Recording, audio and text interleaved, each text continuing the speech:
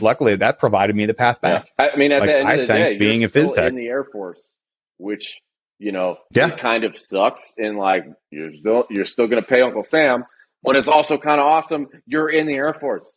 Come on, it's a great fucking career. Like, you've got, like, you are set up, man. Like, you have a successful future in front of you. Like, Well, that, and you got in to serve, right? Like you may have, like, if that's not your baseline, and I will say this, I'm very, there are very few things, like, for those of you that aren't tracking, it's an insult to say that you're big blue, right? And ST, oh, you're blued up, you're big blue, whatever. People will say you get re-blued when you go back to your PME. It's just a thing inside of our culture. You go, we do spend time on the other side of the fence, and it's not elitist. It is elite. Like, we do things that are different. We are given special equipment. We're given a bigger budget. We're given special attention. But those things are all true, right? We don't cross paths with regular Air Force people a whole lot, right? Like, it just is what it is. We just have a different mission set. And so that, like, I also don't talk to fighter pilots a whole lot. They have a completely different mission set. And it's especially for me, at least the JTACs talk to them on the phone here and there. They get on a net with them somewhere, and they're weird. They're, like, it's different. It's just different. That's not my life, man. It is different, right?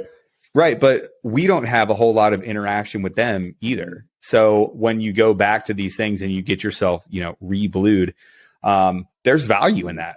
When I went back to the regular Air Force, there's still a way to serve. If your baseline goal here is not, I want to serve my country and I want to do that by going into AFSPEC war, you should if you don't make AFSPEC war, you should always be able to get back to your floor. The people that I worry about are the people that are like AFSPEC war or nothing. So I get the whole, hey, till Valhalla, brother, you come back from selection on your shield or with it, bro. Like, man, get out of here.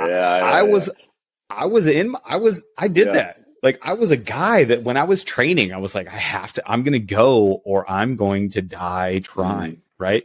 Okay. Can you temper that with a little bit of, why are you actually doing this? Do you want to serve? Do you want to serve in the Air Force? The most unhappy people I see are the people that haven't done exactly what you just said. Like, hey, okay, well, what happens if this doesn't work out? What happens if I, do I want to serve? Where do I want to serve? We get so many questions about, oh, well, what branch should I go into? I don't know. Yeah. What do you want to do? Like, do you realize if you want to go be a SEAL, cool, but you have no desire to be in the big boat Navy if you don't be a SEAL? Yeah. Well, now we got a problem. Because even if you make a SEAL or you become a PJ or you become any of these AFSPEC wars, like, you are still in that service. And this is a constant problem that we have. Like, if you do more than 4 years, you're going to have to go be an airman in the Air Force. Like, and it doesn't, look, I'm not saying you're going to have to go do, like, work at the, the admin section or whatever, but, like, you are in the Air Force. You're going to have to write performance reports. You're going to have to learn how to supervise airmen. You're going to have to go to. You're going to have to do CBTs. Yes, like, you're going to You are still in the Air Force. At the end of the day, no matter what, you're still an airman. So like you said, like, you got to be ready for, even if you make it, you didn't make it. Right. My favorite way to illustrate this point is they were formerly called CAG. They're now called something else. A sergeant major that was an instructor. He's actually an honorary PJ. We went through the entire process, and there is a process to make somebody an honorary PJ, but D, I won't put him out there. Shadow Mountain Group. Go look him up. D is awesome.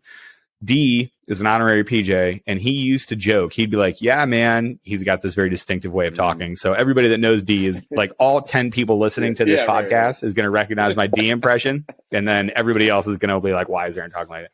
He'd be like, yeah, man, listen, you can be the coolest guy in the world up there on the hill wearing civilian clothes every day. But guess what? You're still in the Army, bro.